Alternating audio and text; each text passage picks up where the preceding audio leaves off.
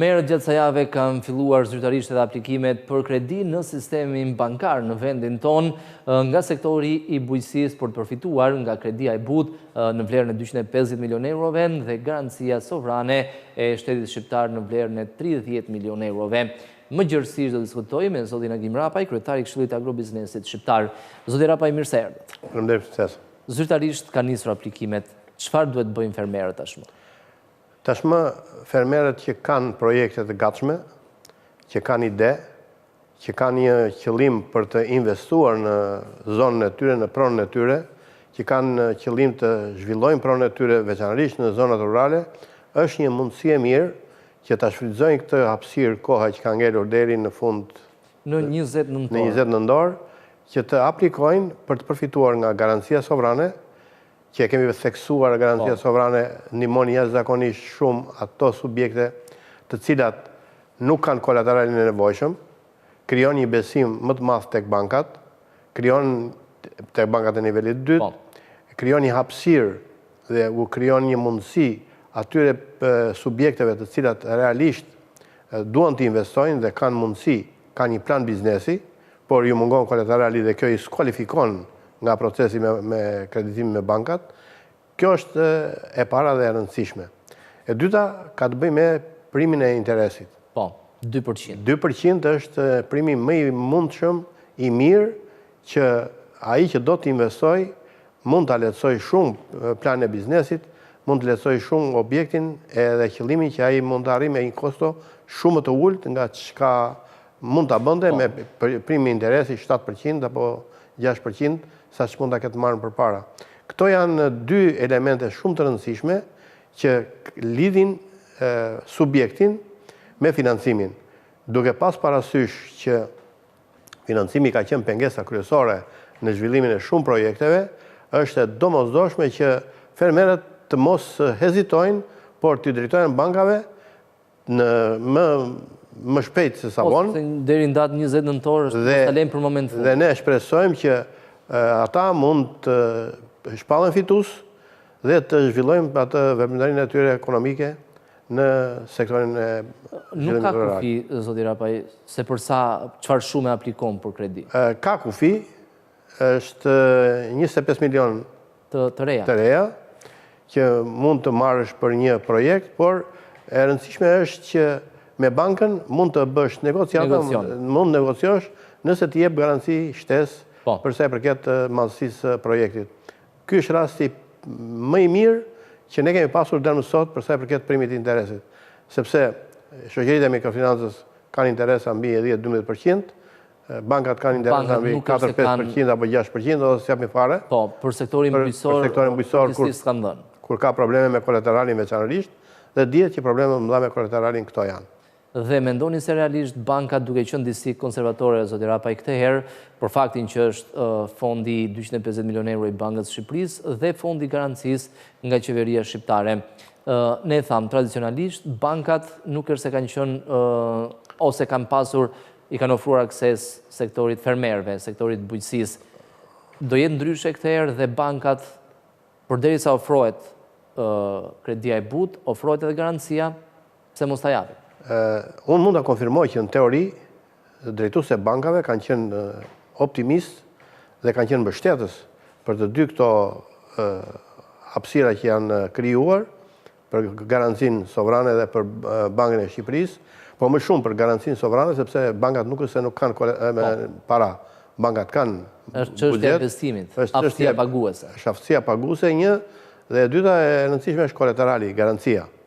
Dhe pikërisht për këtë arsye bankat nivelit 2 duan të punojnë, duan të futen në këtë sektor, duke pas parasysh pastaj ato masa që ata marrin për sa i përket kushteve të vështira që ka sektori në tërësi.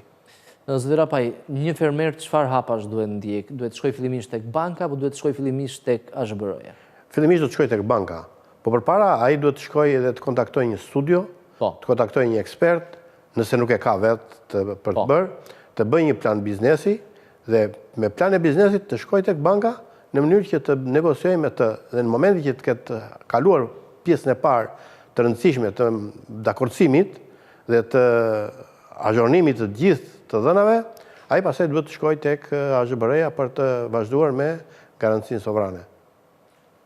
Pastaj është një proces. Është varësi të planit të plan biznesit, nëse fiton apo jo. Pastaj janë një sër kushtesh që banka i sqaron që në momentin e parë që do të kontaktosh me të. Ne kemi kontaktuar me bankën, me disa banka që janë shumë të interesuara për klientë të ndryshëm.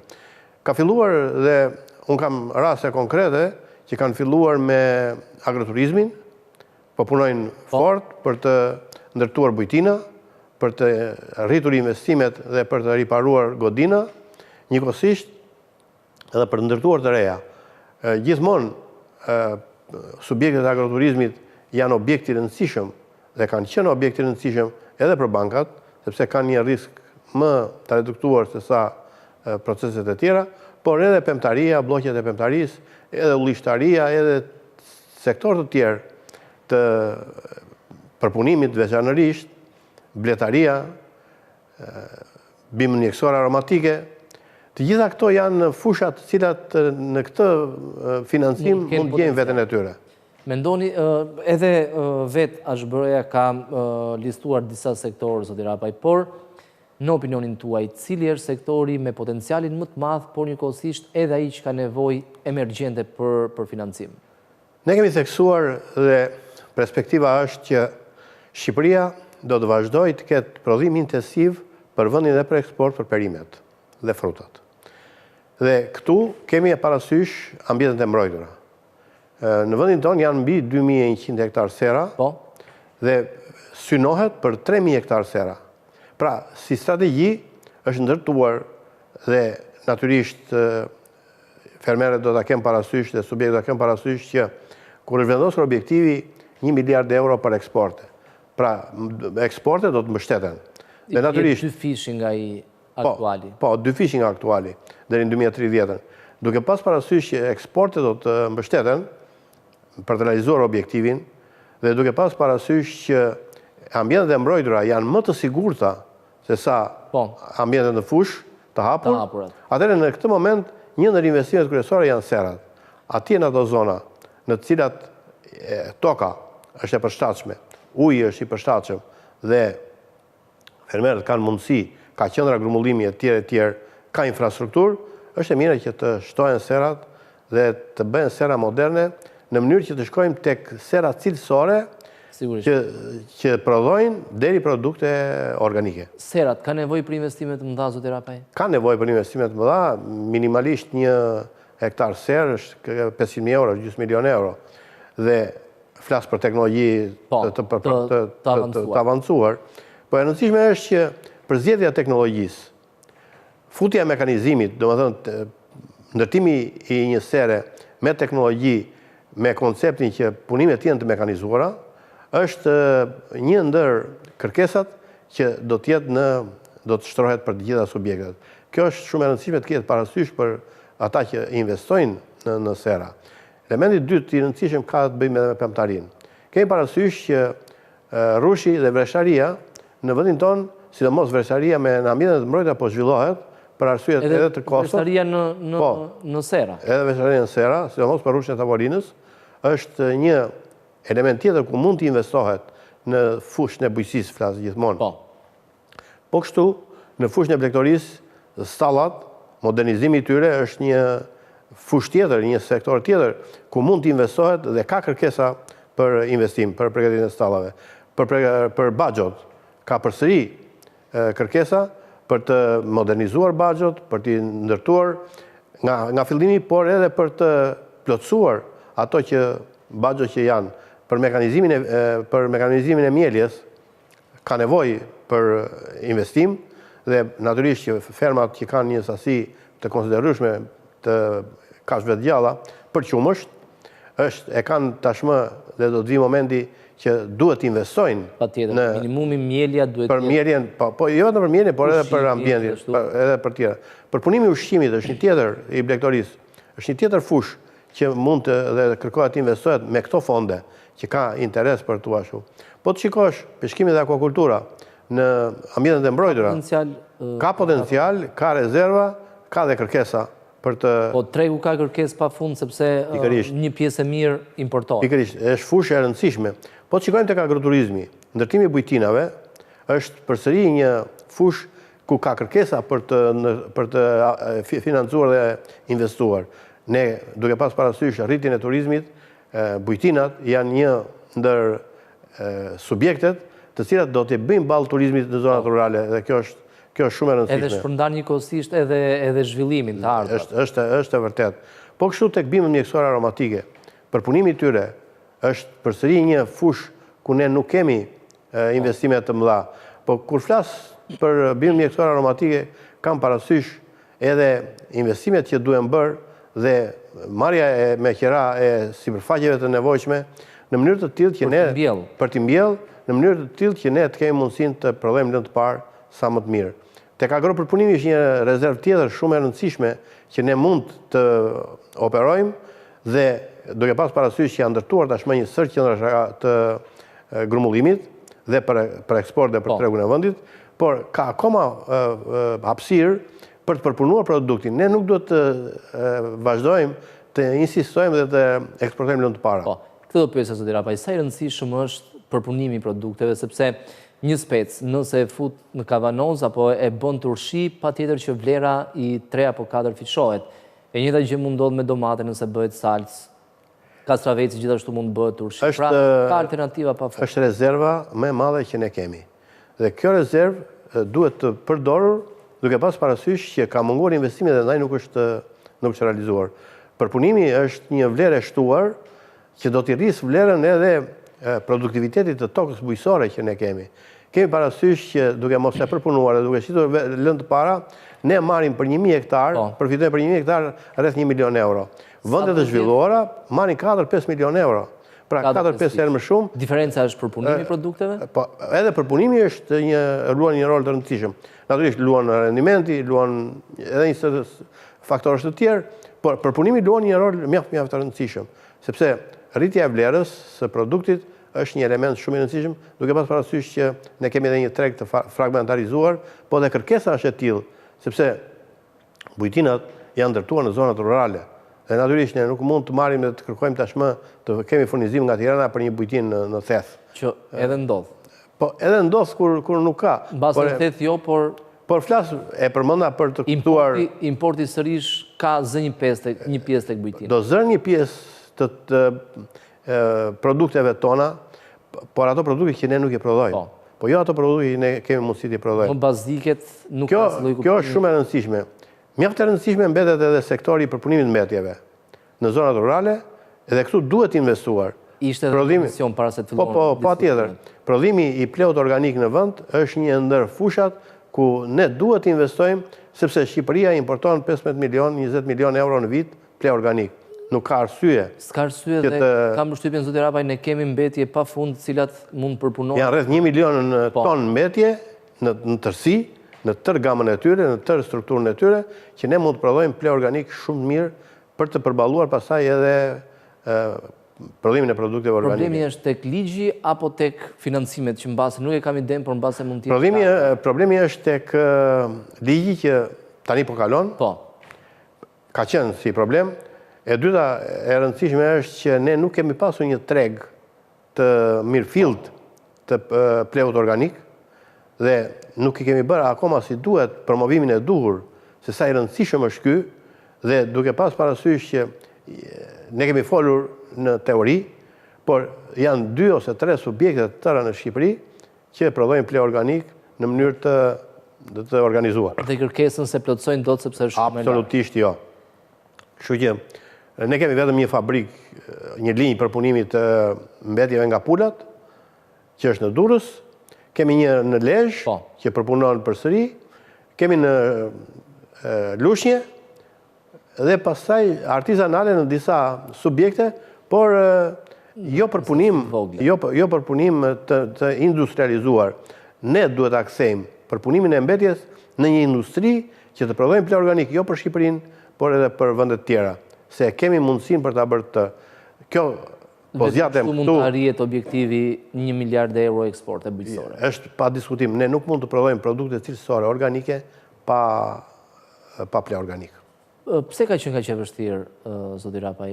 Investimi është një pjesë kyçe, sepse kam përshtypjen që këto linjat të mëdha të përpunimit, sidomos kur bëhet fjalë për teknologji, kam përshtypjen që kushtojnë.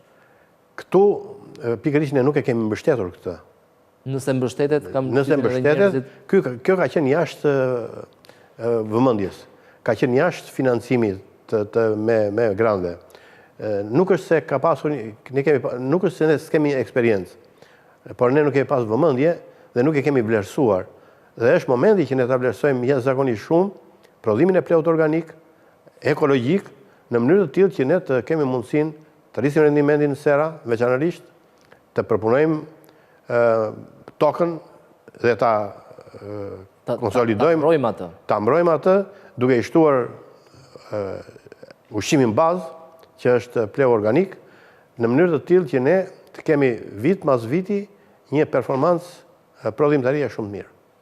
Ndërkohë, zoti Rapaj, në lidhje me financimin, aktualisht skema kombëtare e subvencioneve në bujqësi është nivele shumë të ulta, nëse shtojmë edhe naftën, shkon rreth 22-23 milion euro. Por, qeveria shqiptare ka publikuar planin qeverisës pak javë më parë dhe për bujqësinë parashikohen 100 milion euro çdo vit. Është lajm i mirë që vihet re një rritje, është ende plan, por gjithsesi kam përshtypjen që do bëhet sepse jemi duke u parafruar gjithmonë më shumë me Bashkimin Evropian. E pamjaftueshme, e dim që është sepse shpesh e keni thënë që duhet shumë për bujqësinë. Por është lajm i mirë?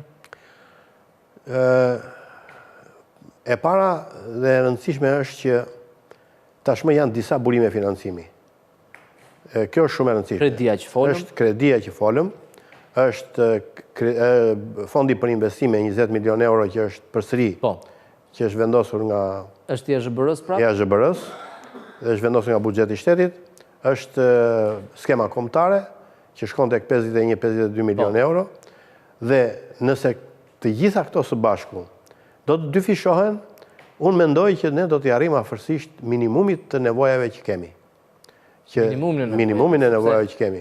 Por nëse do shikojmë objektivat që kemi për të realizuar në sektorin e bujqësisë, atëherë ne do na duhen akoma më shumë fonde, jo vetëm në grant edhe mbështetje, por edhe në investime. Fondet grant janë të lidhura ngushtë me investimet. Nuk kemi pse vendosim një disproporcion dhe luajmë një lojë jo të ndershme, duke mos investuar në ujitje, nuk e pse jep grande, sepse është jo produktive. Duhet investosh në ujitje që pastaj ta çosh ujin aty, pastaj të kesh, duhet investosh në mekanizim. Duhet investosh në inovacion, në digitalizim, në mënyrë të tillë që grandi të ketë efektin maksimal, por duhet të investosh edhe tek specialistët, do të tek burimet njerëzore, sepse nëse nuk investojmë këto para që ne mund t'japim, nuk mund të kenë efektin e duhur në një moment të shpejt. Ose mund të shkosh pasaj drejt zërimit të investimit dhe mbylljes së tij. Prandaj domosdoshme, burimet njerëzore në rast parë dhe kanë rëndësi shumë të madhe. Për këtë është duke punuar në Universiteti Bujqësor, por e rëndësishme është ne të punojmë fort në këtë. Unë do mendoja që, dhe kam insistuar, dhe do vazhdoj të insistoj, që ne du të investojmë shumë për përmirësimin e cilësisë dhe standardeve. Të produkteve. Të produkteve tona që ne prodhojmë.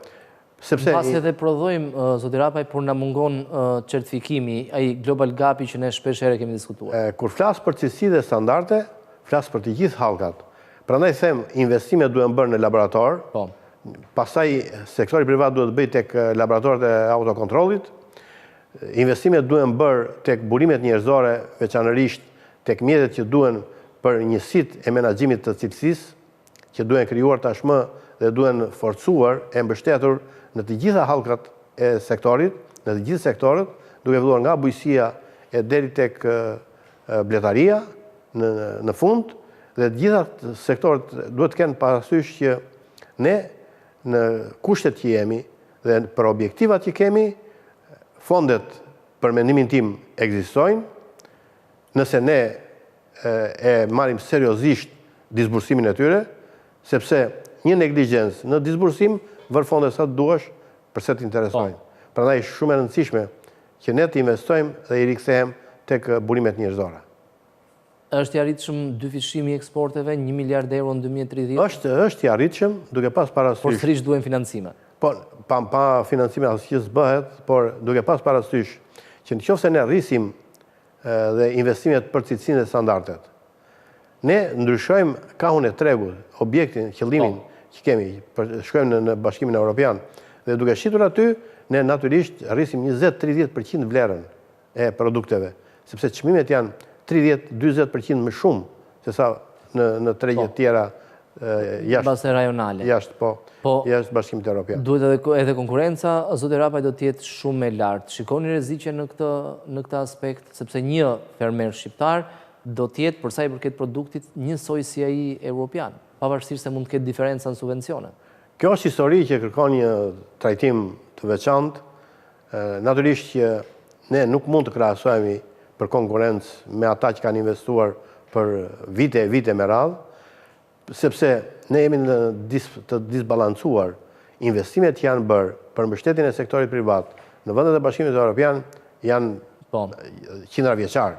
Ata janë të konsoliduar, ndërsa ne nuk kemi investimet e duhura për të mbështetur sektorin privat që të konkurrojmë me ata. Por ne kemi disa avantazhe të tjera që ata nuk i kanë. Realisht, Shqipëria, duke mos përdorur... Janë ato që na jep natyra? Jo vetëm. Duke mos përdorur kimikate për arsye të ndryshme, e ka tokën më të pastër se sa vendet e tjera që kanë përdorur kimikate. Duke mos përdorur insekticide dhe pesticide, ka toka më të pastra, më të virgjira, për sa i përket prodhimit organik. Kemi parasysh që kemi një burim ujor gjithvjetor të shpërndar në gjithë territorin. Thjesht duhet kanalizuar ajo që thjesht duhen investimet për ujitjen. Kemi njëkohësisht edhe një klim që na favorizon me gjithë të tjerë. Kemi një vijë bregdetare që na favorizon shumë për peshkimin dhe akvakulturën, duke pas parasysh, por kemi 7-8 lumenj që janë gjithvjetor, dhe me veçanta është që kemi dhe vjosën, që është lumi vetëm në Europë. Dhe gjitha këto avantazhe, plus pasaj për njësi të sipërfaqes pyjore dhe të zonave të mbrojtura, kemi një sipërfaqe të konsiderueshme, që kjo tregon që edhe nga pikpamja agropulltarisë ne kemi avantazhe, sepse kemi afër tregut, produktin, bimë mjekësore aromatike, po ashtu ne kemi mbi 300 ca lloje bimësh që përdorim një sasi të madhe të tyre. Gjitha këto bëjnë ato që ne të ekuilibrojmë në një farë mënyre avantazhet e investimeve që ata kanë me avantazhet e tjera dhe resurset e tjera. Por e rëndësishme është që ne t'i kthehemi prodhimit produkteve natyrale, t'i kthehemi aty konkurrojmë. Po pikërisht t'i kthehemi standardeve të cilësisë. Dhe unë do të theksoja që e kam theksuar dhe do vazhdoj të theksoj që është një program i Kombeve të Bashkuara që përmes UNIDOS dhe programi global për cilësi dhe standarde po punon në Shqipëri prej 2 vjetësh, ka ndërtuar një strategji për cilësinë dhe standardet, njëkohësisht po punon fort edhe për kooperimin, duke mbështetur grupet vendore të veprimit në mënyrë të tillë që ato të kenë mundësinë të japin asistencën e tyre dhe të mundësojnë subjektet antarë të GVV-ve që të prodhojnë me cilësi brenda standardeve dhe njëkohësisht të gjejnë dhe tregjet e nevojshme. Është një program që mbështetet nga qeveria zvicerane dhe natyrisht ata kanë bërë një punë të lavdërueshme dhe besojmë që duke zbatuar ato rekomandime që kanë dhënë ekspertë huaj dhe në Shqipëri, për fat mirë kanë ardhur ekspert shumë kompetent që kanë dhënë mendime për se si ne mund të përmirësojmë cilësinë dhe standardet. Është shumë e rëndësishme kjo. Patjetër. Për këtë ne në 11 nëntor do të bëjmë edhe kongresin e Kashit dhe do të përqendrohemi fort tek kooperimi dhe koordinimi, që është shumë i rëndësishëm, tek mekanizmi i inovacionit dhe digitalizimi, tek financimi dhe disbursimi i fondeve grant dhe tek përmirësimet ligjore. Po në kuror të gjithë këtyre do të vëmë cilësinë dhe standardet. Patjetër do diskutojmë para se të zhvilloni kongresin, por edhe pas. Edhe një pyetje, zoti Rapaj, në lidhje me i pardin. Me sa duket jemi në tetor, 2025 iku. Ka shanse në 2026?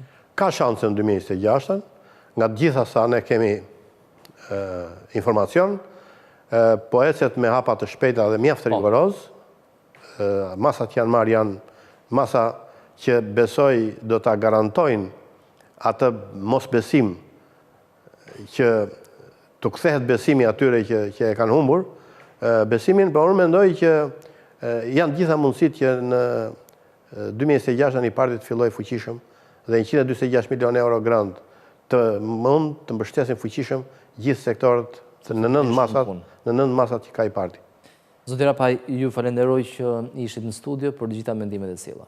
Edhe ju, faleminderit që i trajtoni këto probleme sepse janë shumë të rëndësishme për fermerët. Faleminderit edhe një herë.